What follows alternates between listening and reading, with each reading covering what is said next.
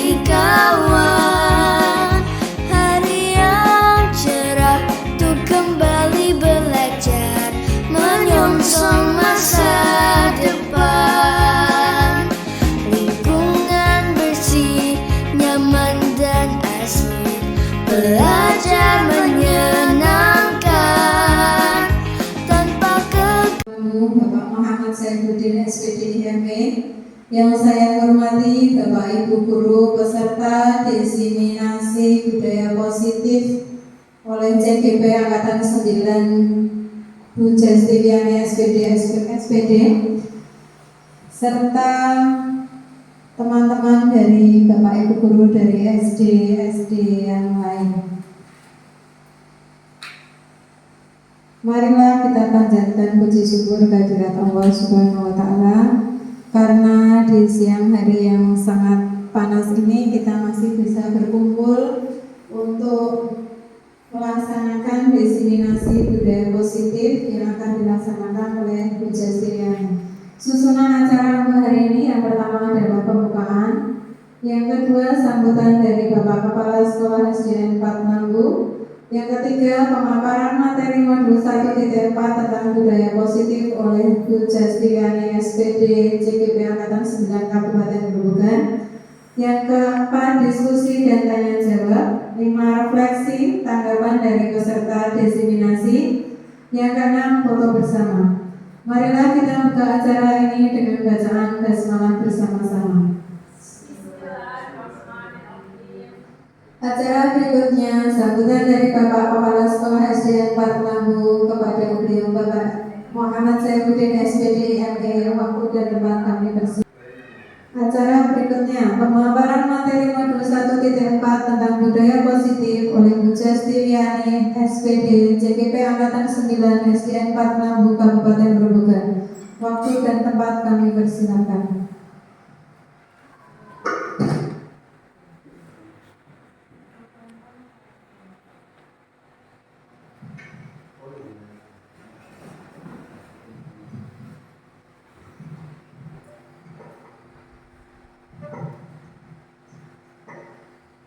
Assalamualaikum warahmatullahi wabarakatuh.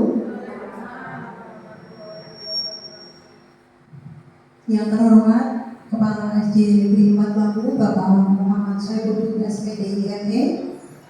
Yang saya hormati Kepala SD Negeri 3 Lampung Ibu Sri Harmini Sarjana Pendidikan, serta teman-temanku semua, Bapak Ibu Guru dari SD Negeri 4 Lampung, Bapak Ibu Guru dari SD Negeri 3 Lampung, dari SD 1 Penganten,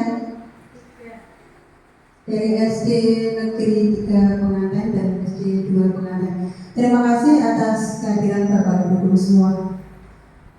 Marilah kita senantiasa mengucapkan rasa syukur Alhamdulillahirabbil alamin, karena pada siang hari ini kita dapat melaksanakan kegiatan diseminasi budaya positif yang merupakan perwujudan dari aksi nyata modul 1.4 yang telah saya laksanakan selama mengikuti pendidikan guru penggerak ini.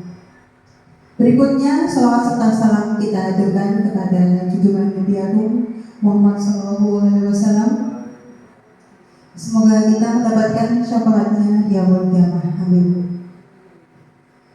Bapak Ibu Guru yang saya hormati, perkenalkan pada pertemuan ini saya akan mendiseminasikan aksi nyata dari modul 1.4 tentang budaya positif. Aksi nyata modul 1.4 menyebarkan pemahaman dan pengalaman penerapan budaya positif.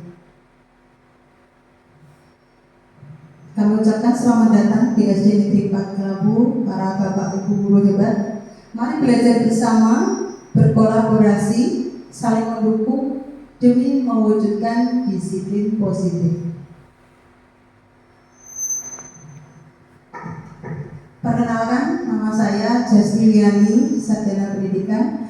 Saya adalah salah satu peserta CGP Angkatan 9 Kabupaten Grobogan.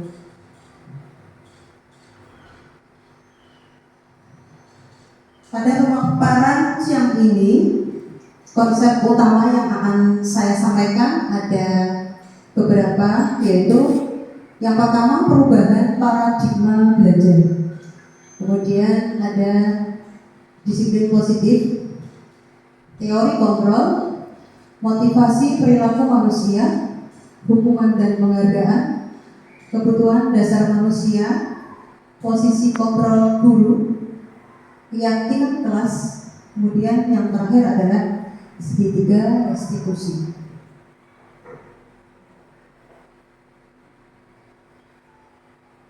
Perubahan paradigma baru yang ada, pembelajaran paradigma baru merupakan pembelajaran yang berorientasi pada penguatan kompetensi dan pengembangan karakter yang mewujudkan profil pelajar Pancasila. Seperti yang kita ketahui, pada kurikulum ini, kurikulum yang menekankan tidak hanya pada intrakurikuler, kokurikuler, tetapi juga menekankan pada profil pelajar Pancasila yang meliputi 6 dimensi di dalamnya. Profil pelajar Pancasila ada 6 dimensi. Yang pertama adalah beriman dan bertakwa kepada Tuhan Yang Maha Esa, berkebinekaan global, gotong royong, kreatif, bernalar kritis, serta mandiri.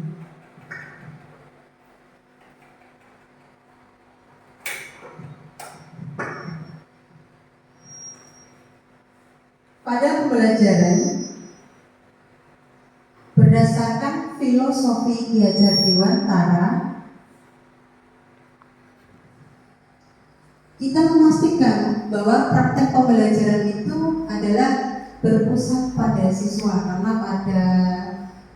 pada hakikatnya sesuai dengan filosofi Ki Hajar Dewantara, tugas kita seorang guru adalah menuntun, hanya menuntun ya, kodrat yang ada pada anak, kodrat alam maupun kodrat sesuai dengan kodrat zaman, agar anak memiliki kebahagiaan, mencapai kebahagiaan yang setinggi-tingginya. Kemudian pembelajaran paradigma baru dilakukan melalui kegiatan pembelajaran di dalam kelas, yaitu intrakurikuler. Muatannya adalah muatan pelajaran seperti pada kurikulum sebelumnya. Kemudian pembelajaran yang berada di luar kelas, yaitu kokurikuler dan ekstrakurikuler.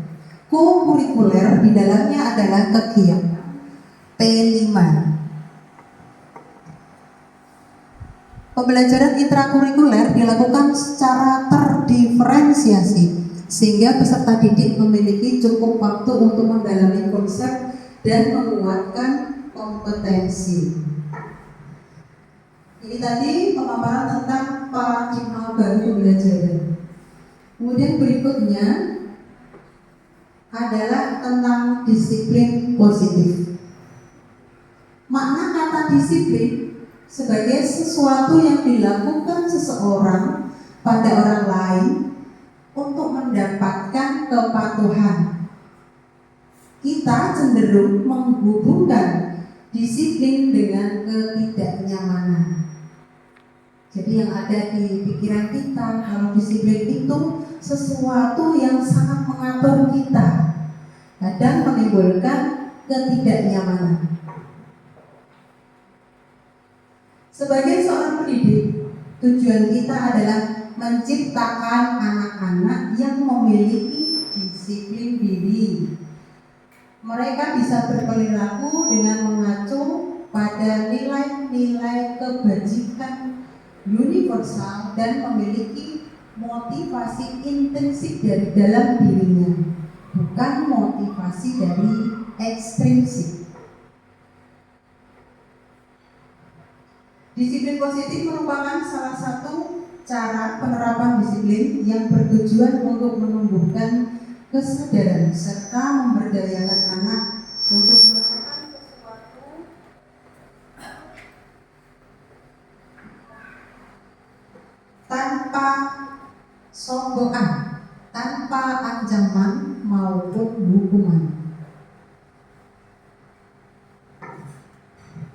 Berikut adalah kebutuhan dasar manusia.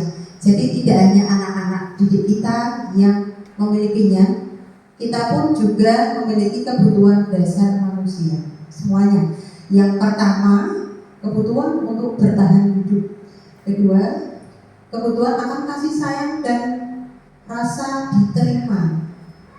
Tiga, penguasaan. Empat, kebebasan. Yang kelima adalah kebutuhan akan kesenangan. Berikutnya, motivasi perilaku manusia. Motivasi merupakan dorongan yang timbul dari dalam diri seseorang secara sadar atau tidak sadar untuk melakukan suatu tindakan dengan tujuan tertentu. Jadi 3 motivasi perilaku manusia. Motivasi itu ada 2, cara garis besar adalah motivasi intrinsik, yaitu dari dalam diri sendiri, maupun motivasi ekstrinsik. Mari Bapak Ibu dimisalkan.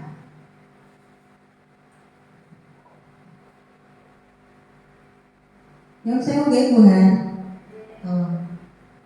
anggap barang tersebut adalah sesuatu bagi dirinya, ya.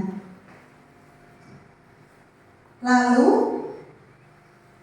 kalau saya ini sudah dengan bayangkan ya, itu adalah sesuatu yang berharga dari dunia. Kemudian saya istilahnya ngojok-ngojoki, Bu, nanti kalau barang itu jangan kasihkan ke saya, nanti akan saya beri imbalan. Mau tidak, Bu? Karena ini barang yang berharga buat saya, tentu saja akan saya pertahankan. Tidak mungkin saya kasihkan jenengan. Tapi ini nanti imbalannya lebih besar loh, Bu, dari barang itu.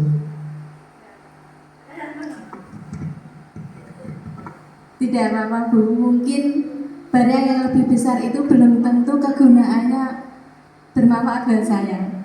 Mungkin barang saya lebih kecil tapi manfaatnya bagi saya lebih besar dari barang yang besar tadi. Terima kasih dari Bu Hermiti tadi menyampaikan opininya tentang suatu barang yang bagi Bu Hermiti adalah sangat berharga.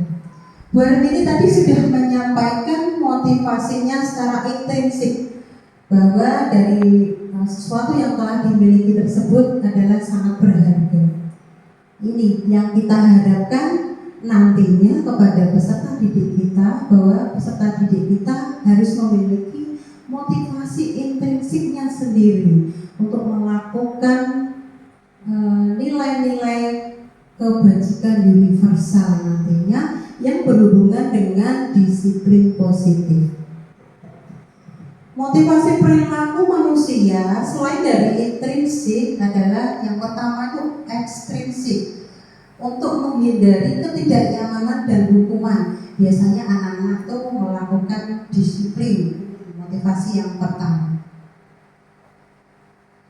Motivasi yang kedua karena ada imbalan atau penghargaan. Biasanya kita memberikan hadiah, betul tidak Bapak Ibu? Betul? Apalagi di akhir tahun kita memberikan reward, Putri. Biasanya kan kita kan setiap sekolah punya kayak aturannya masing-masing. Kayak di sekolah kita itu setiap akhir tahun ajaran kenaikan kelas itu kita selalu memberikan reward kepada anak-anak yang berprestasi, ranking 1, 2, dan 3. Itu adalah contoh kayak sejenis iming-iming untuk anak kita supaya kita mau belajar, bukan termasuk dari keinginan mereka sendiri. Itu mungkin ada yang lain yang bisa ditambahkan.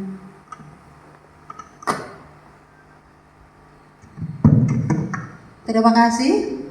Putri tadi sudah menyampaikan, betul, di SD 4 itu ada Setiap akhir tahun ada yang namanya reward. Anak-anak yang biasa tuh dapat hadiah ini 2. Mungkin di sekolah lain juga ada seperti itu. Ada ya. Jadi ternyata mendapatkan imbalan atau penghargaan dari orang lain itu bisa menimbulkan melakukan disiplin karena ia ingin mendapatkan imbalan. Nanti kalau tidak mendapatkan imbalan, dikhawatirkan anak-anak tidak melakukannya lagi atau melakukan disiplin itu.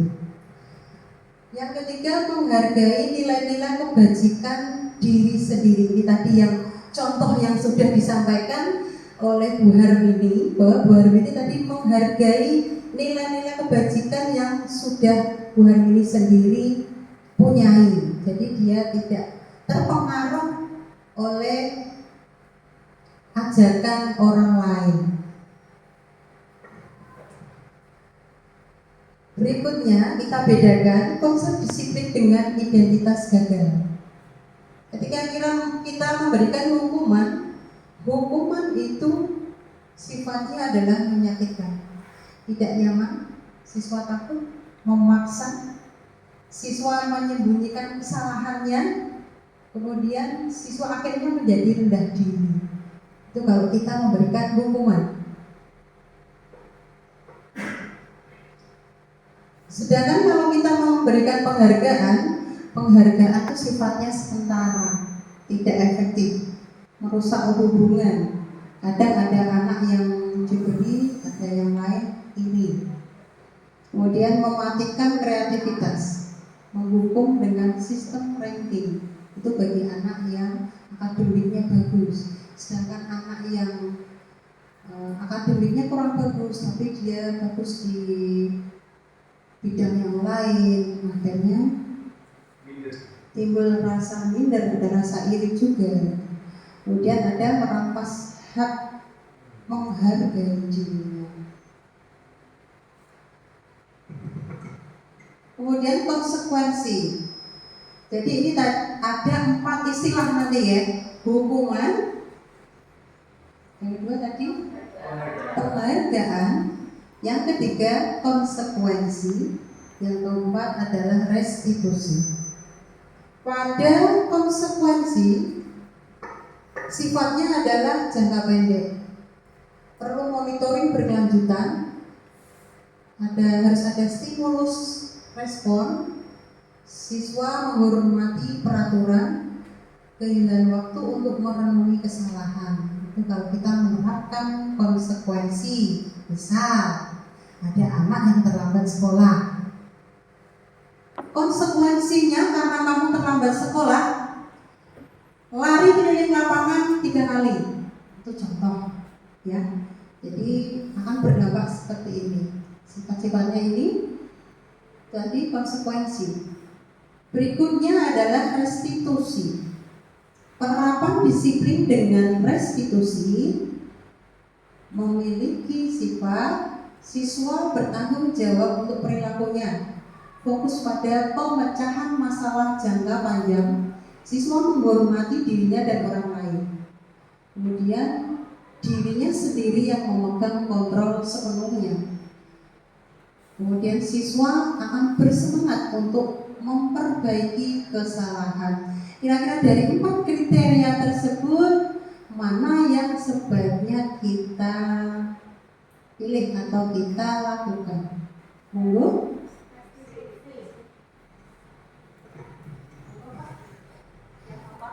Hukuman, kita menerapkan hukuman atau menerapkan restitusi, menerapkan konsekuensi ketika anak-anak kita bermasalah di kelas. Memilih restitusi. Terima kasih.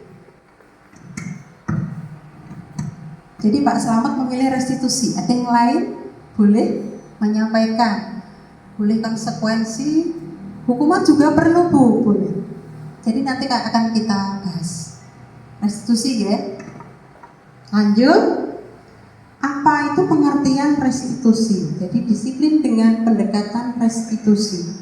Restitusi adalah proses menciptakan kondisi bagi murid untuk memperbaiki kesalahan mereka, bisa kembali kepada kelompok mereka dengan karakter yang lebih kuat. Ciri-ciri dari restitusi adalah bukan menebus kesalahan, tetapi belajar dari kesalahan. Jadi ketika anak melakukan kesalahan, anak dapat belajar dari kesalahan itu, berusaha memperbaiki masalah tersebut, memperbaiki hubungan, tawaran dalam memperbaikinya, bukan paksaan. Kemudian mencari kebutuhan dasar yang mendasari tindakan. Kenapa anak tersebut bermasalah? Berarti ada kebutuhan dasar dari manusia, dari anak tersebut yang belum terpenuhi. Maka terjadi masalah pada anak tersebut. Fokus pada karakter bukan pada tindakan, dan menguatkan fokus pada solusi. Contoh kasus, siswa tidak mengerjakan PR.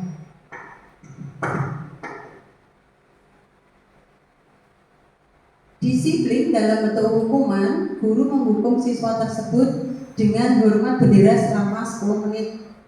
Guru marah dan murid menjadi takut.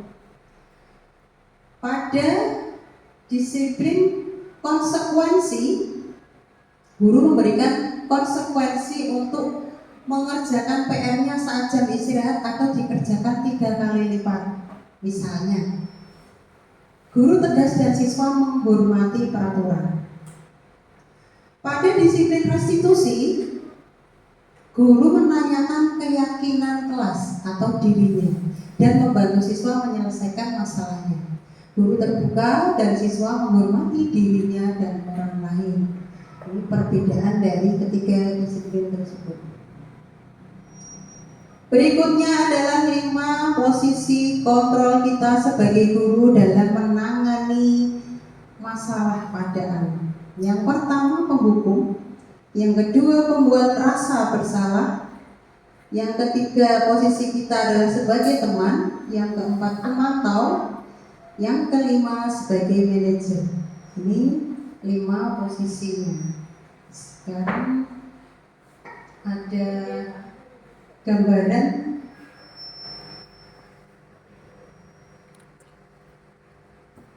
video singkat ya.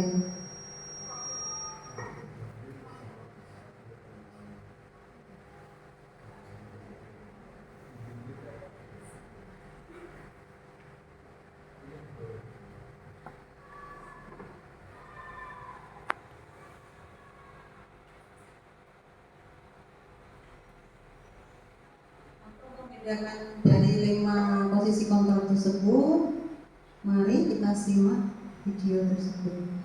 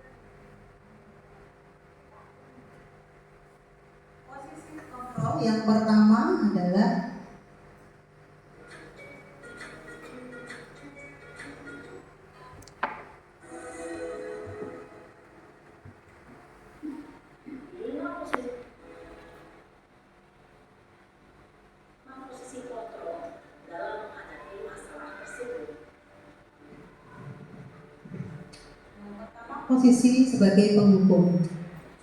Apakah kita pernah melakukan? Terus terang saya pernah melakukan.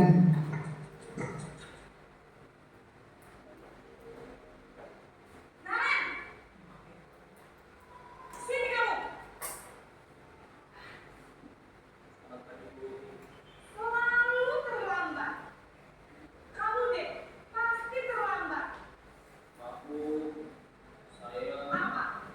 Apa coba? Alasan kamu apa lagi? Kapan sih kamu tidak terlambat? Malas sekali ya kamu jadi anak. Dasar pemalas. Gak kapok-kapok sih kamu. Sudah berapa kali terlambat? Sana, kamu keliling lapangan basket 2 kali. Kenapa? Kamu melawan ibu. Berani-beraninya jawab. Sudah terlambat, masih berani jawab pula. Sekarang, keliling lapangan basket 5 kali sekalian. Biar kapok. Cepat. Pergi sana ke lapangan basket. Posisi penghukum biasanya berbicara dengan nada tinggi, menghakimi, menunjuk-nunjuk, menyakiti, dan menyindir. Hukuman bisa berupa fisik maupun psikis. Berikutnya adalah membuat rasa bersalah. Ini contohnya.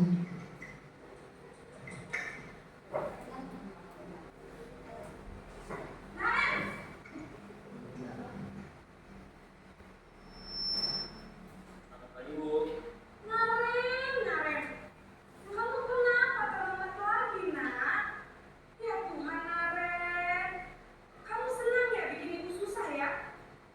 Kalau kamu terlambat lagi, nanti ibu yang ditegur bapak kepala sekolah, nak. Disangka ibu tidak bisa membina kamu. Duh, gimana ini? Duh, Gusti Naren. Kamu suka ya kalau ibu ditegur bapak kepala sekolah?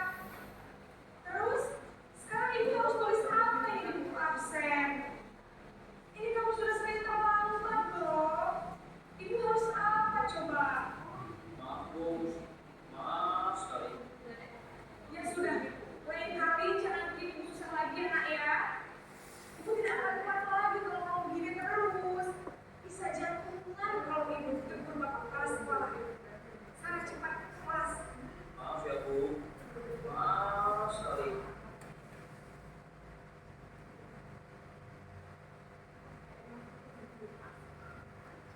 Berikutnya adalah posisi kontrol yang ketiga.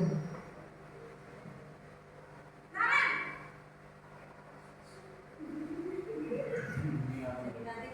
Kita bisa membedakan. Wah, Ya, ini sebagai teman. apa ini, nak? Terlambat lagi ya saya.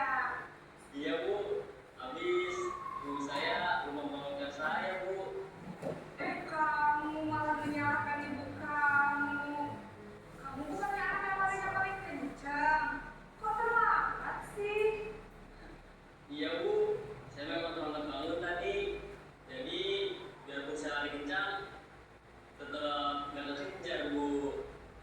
Ya sudah sana. Nanti lain kali larinya lebih kencang lagi ya. Biar gak terlambat lagi. Bikin seneng ibu. Demi ibu. Sama? Ya sudah sana masuk kelas. Ibu beresin urusan absen kamu. Kamu ini ada saja. Dalam posisi teman, Posisi kontrol berikutnya adalah sebagai penonton.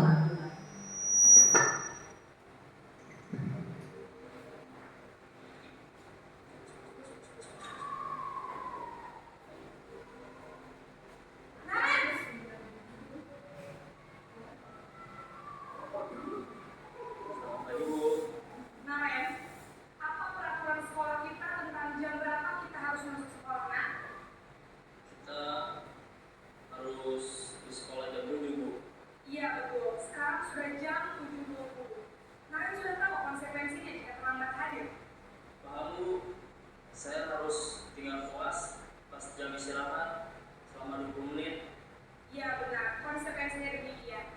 Jadi nanti jam 9.30 pas istirahat, kamu harus tinggal di kelas, kerjakan tugas tambahan untuk ketertinggalan kamu, ya? Baik, Bu. Posisi pemantau mengandalkan perhitungan atau data untuk mengontrol murid. Guru mengarahkan murid berdasarkan Posisi kontrol yang kelima adalah sebagai manajer. Ini yang diharapkan dari penerapan disiplin positif.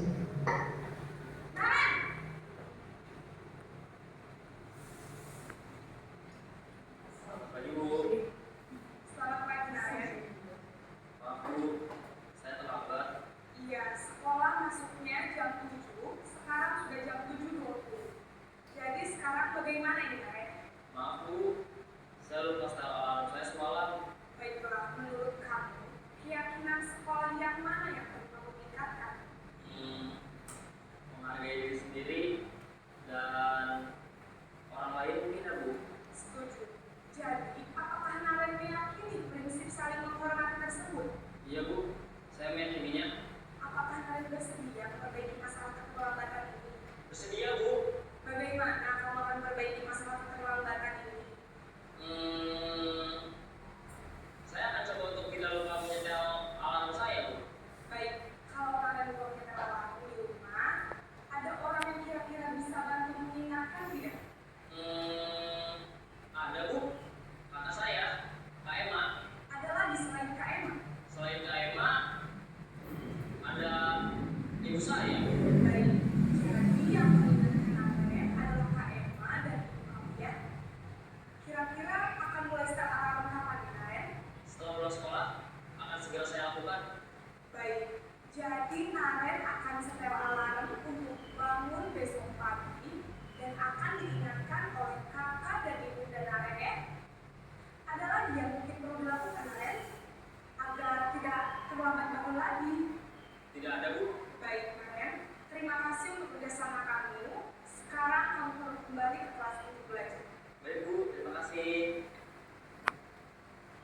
posisi manajer adalah posisi kontrol yang disarankan untuk membimbing murid memiliki sikap disiplin yang positif. Demikian tadi 5 posisi kontrol yang biasanya kita lakukan. Bapak Ibu, yang selama ini kita lakukan kira-kira posisi kontrol yang nomor berapa ya? Apakah posisi kontrol nomor 1, penghukum, pembuat rasa bersalah? Ini terus terang saya biasanya melakukan ini. Saya di kelas 1, anak-anak selalu ramai, pengkondisian kelas yang harus ekstra, maka saya mengandalkan ini. Contohnya begini, Bu Yani loh, dari pagi belum sarapan, sudah teriak, sudah menjelaskan materi. Jadi saya itu maksudnya adalah untuk supaya anak-anak itu merasa, oh, guruku sudah seperti ini, aku harus punya konsekuensi seperti ini. Ternyata belum tepat ya Bapak Ibu. Kemudian posisi kontrol sebagai teman, sebagai pemantau, ataukah sebagai manajer. Monggo dari Bapak Ibu dulu bisa memberikan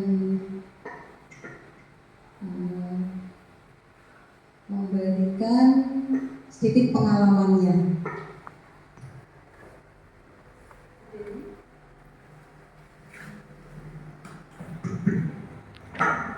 Terima kasih Bu Yani atas waktu yang diberikan. Begini ya Bu, menurut saya ya Bu, posisi kontrol kelima-limanya ini pernah kami laksanakan semua, terutama saya. Tapi mungkin dulu sebelum saya ini yang mendengarkan diseminasi video positif Bu Yani, saya tidak ngerti ini posisi kontrol saya seperti apa, kan belum jelas. Jadi manfaat yang diberikan Bu Yani ini tentang pelaksanaan aksi nyata ini sangat bagus Bu. Jadi saya bisa mengetahui hal apa saja atau posisi mana saja yang sudah saya pernah lakukan. Kalau saya itu Bu, mungkin sebagai teman Bu, yang posisi kontrol sebagai teman. Karena saya kan mengajar di kelas atas ya Bu ya. Jadi untuk mungkin mengontrol murid saya mungkin bisa dengan pendekatan sebagai teman seperti itu. Tetapi sebagai posisi kontrol yang pertama tadi apa hukuman ya Bu ya, itu juga saya juga pernah Bu. Karena sekali dengan ada suara tinggi, tapi tidak nunjuk-nunjuk ya Bu, dengan suara tinggi seperti itu juga sering. Ya, dengan adanya ini ternyata proses kontrol yang paling baik menurut saya itu yang manajer ya Bu ya, dimana kita memberikan murid itu tadi kepercayaan untuk mempertanggungjawabkan perilakunya, kemudian kita bisa menemukan solusi sendiri apa yang membuat siswa tersebut mendapatkan masalah tadi Bu, seperti contoh di video terlambat ya Bu ya tadi ya.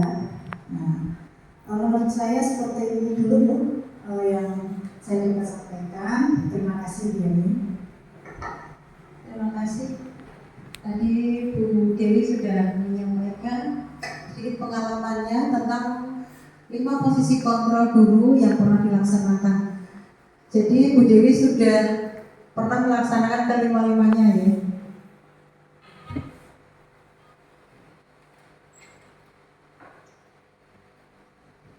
Ini contoh kasus. Ini saya lewati saja.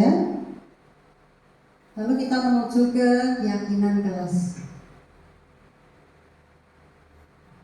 Sebelum kita menuju ke keyakinan kelas, dari Bapak Ibu guru di kelas biasanya membuat peraturan kelas ya. Selain peraturan sekolah, di kelas pun juga ada peraturan, betul? Iya, betul. Tapi di sini mengapa harus keyakinan kelas, bukan peraturan kelas? Kok tidak peraturan kelas saja? Sebagai langkah awal untuk penerapan budaya positif bisa dimulai dengan membuat kesepakatan kelas atau keyakinan kelas. Jadi kita melibatkan siswa secara langsung. Kita akan membedakan Bapak Ibu. Biasanya di kelas ada peraturan. Dilarang membuang sampah di kelas. Misalnya, ini peraturan. Kalau keyakinan kelas sudah berbeda lagi. Meskipun konteksnya pada kebersihan, hal kebersihan, tetapi di sini contoh dari tidak buang sampah di kelas adalah untuk keyakinan kelas kita. Anak-anak meyakini bahwa menjaga kebersihan itu penting. Menjaga kebersihan. Jadi keyakinan kelas ini kita mengacu kepada kebajikan universal.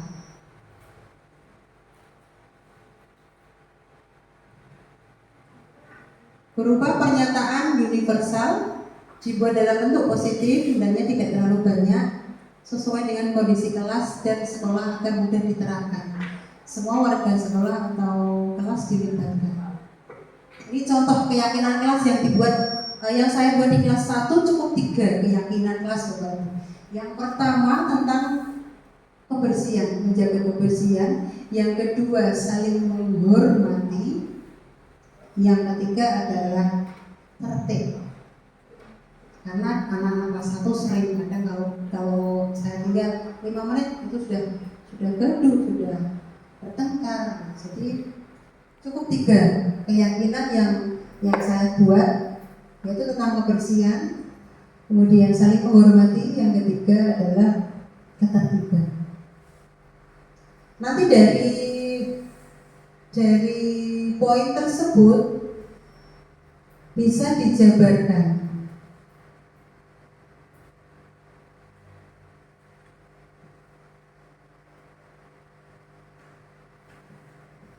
Kita menuju ke segitiga restitusi. Setelah kita membuat keyakinan kelas, setiap ada misalnya anak melakukan kesalahan atau ada permasalahan, kita bisa menggunakan Segitiga restitusi dalam penyelesaian masalahnya. Segitiga restitusi terdiri dari 3 tahapan. Yang pertama, menstabilkan identitas. Yang kedua, validasi tindakan yang salah. Kemudian, menanyakan keyakinan kelas yang telah dibuat bersama-sama. Jadi saya ulangi, pertama menstabilkan identitas dulu. Anak ditanya, mengapa melakukan kesalahan itu? Misalnya. Kemudian validasi tindakan yang salah. Jadi kita mantapkan dulu anak, kita stabilkan dulu. Tidak apa-apa kamu melakukan kesalahan, karena setiap manusia pernah berbuat salah. Misalnya, guru juga dulu pernah melakukan kesalahan. Contoh. Kemudian divalidasi. Kamu pasti ada alasannya melakukan kesalahan ini. Ini di poin yang kedua. Kemudian menanyakan keyakinan kelas yang telah dibuat. Baru anak diberi kesempatan untuk menyelesaikan masalah itu menurut pendapat anak. Anak berusaha dari intrinsik dia sendiri untuk menyelesaikan masalah itu. Ini contohnya. Kalau di PowerPoint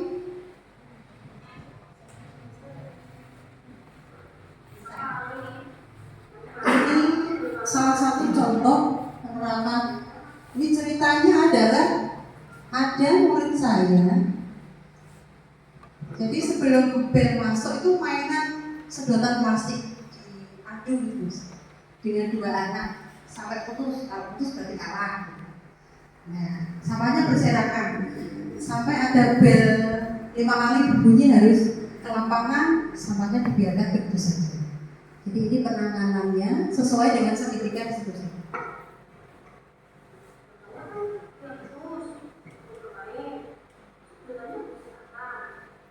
Jadi kita sesuai langkah yang pertama.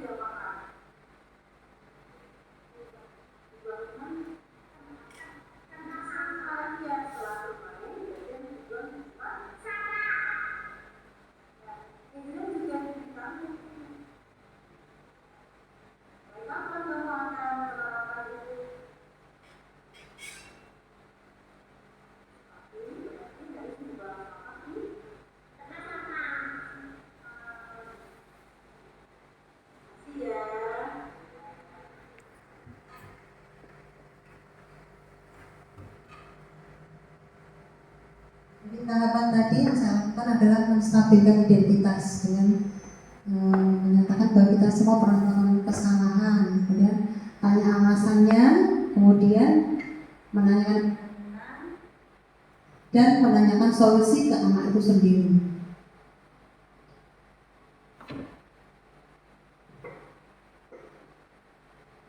Budaya positif yang saya lakukan yang dilakukan di SD Negeri 4 Kelambu adalah yang pertama kegiatan literasi pagi. Setiap pagi hari Selasa, Rabu, Kamis, Jumat kami melaksanakan literasi pagi di lapangan bersama-sama, yaitu pembacaan Asmaul Husna, kemudian nyanyikan lagu Indonesia Raya, lagu nasional lainnya, lagu daerah, dan lagu berbahasa Inggris.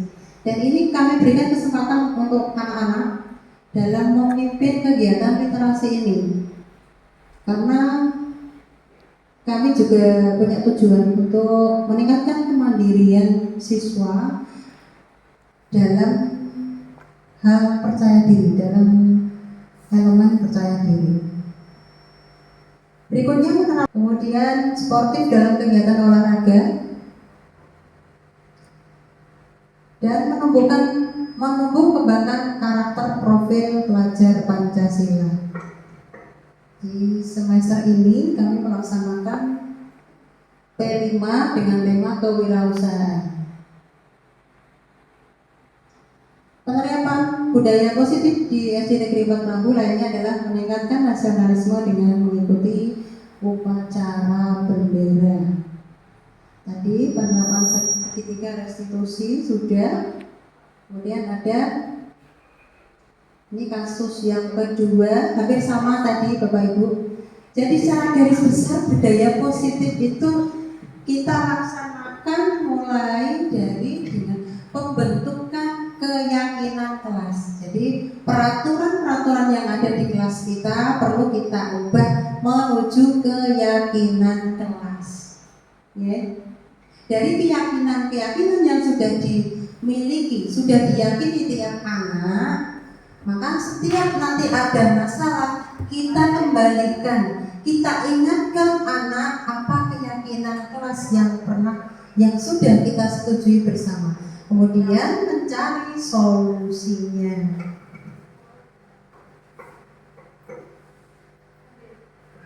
Ini kasusnya sudah. Semoga dari sesi belajar kita hari ini membawa manfaat sehingga dapat mewujudkan profil pelajar Pancasila. Dari penyampaian saya, apakah ada pertanyaan? Silakan.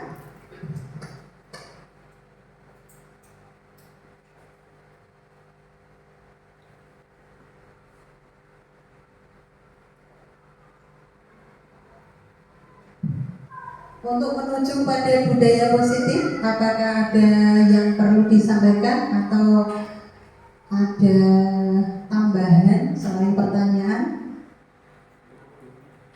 Cukup?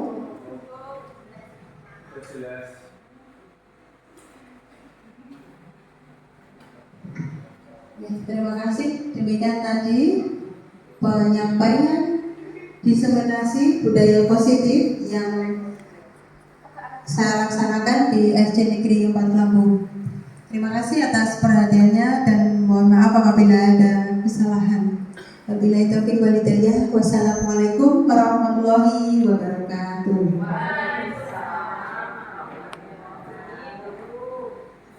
Demikian tadi paparan dari materi modul 1.4 tentang budaya positif oleh Bu Jastiwiani SPD CGP Angkatan 9 Kabupaten Grobogan. Acara berikutnya refleksi dan tanggapan dari peserta. Monggo dari Bapak Ibu peserta diseminasi kami beri waktu kurang lebih 5 menit saja ya untuk tanggapan dari yang dipaparkan oleh Bu Jastiwiani tadi. Bisa dari Pak Ardi sebagai guru terfavorit di SDN 4 Kelambu, monggo. Satu kata atau satu kalimat cukup untuk Pak Ardi. Guru terfavorit dari SDN 4 Kelambu. Di pause nak mobil. Yang kemarin boleh kayak kapan? Saya kemarin ada juara satu. Kabupaten. Berarti imajinasinya luas. Ya, terima kasih atas waktu yang sudah diberikan.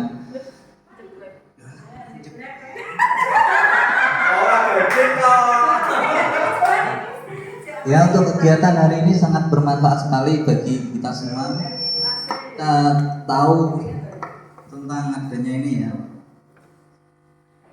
Itu saja yang bisa sampaikan. Terima kasih. Terima kasih Pak Ardi. Mungkin ada kata-kata penyemangat karena Pak Ardi yang kemarin sudah berhasil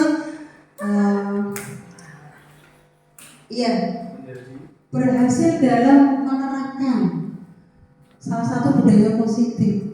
Karena Pak Ardi kemarin sudah berhasil dalam membimbing putranya masuk menjadi juara 1 di lomba FPB tingkat kecamatan.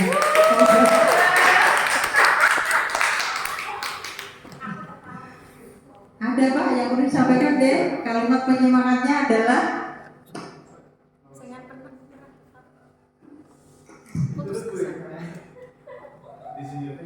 jangan jadikan sesuatu sebagai beban, tapi jadikan beban itu sebagai pemicu semangat kita. Semangat. terima kasih kata mutiara yang sudah disampaikan oleh Pak Ardi sebagai penyemangat kita. Monggo Bapak Ibu guru yang belum mengikuti CGP, saya akan memberi semangat kepada Bapak Ibu guru, semangat untuk mengikuti CGP. Karena apa? Karena menjadi pemimpin pembelajaran yang baik sangat diimpikan oleh anak cucu kita. Ya. Terima kasih.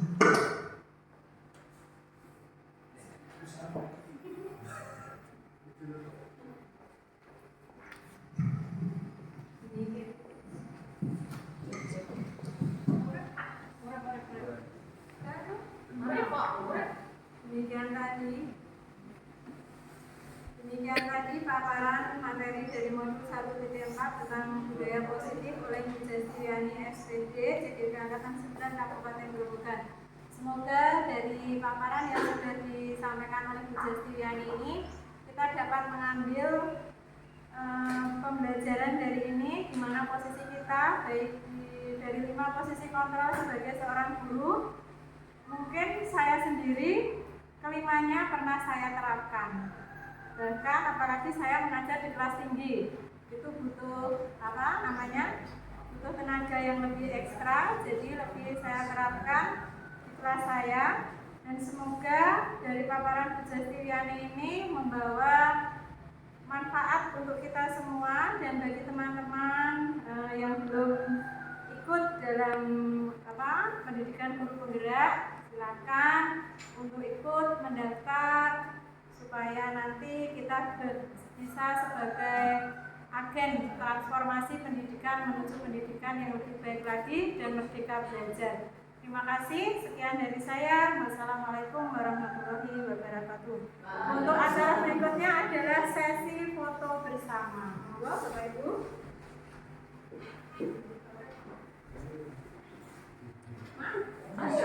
Jadi pakai ini nih. Ada nih.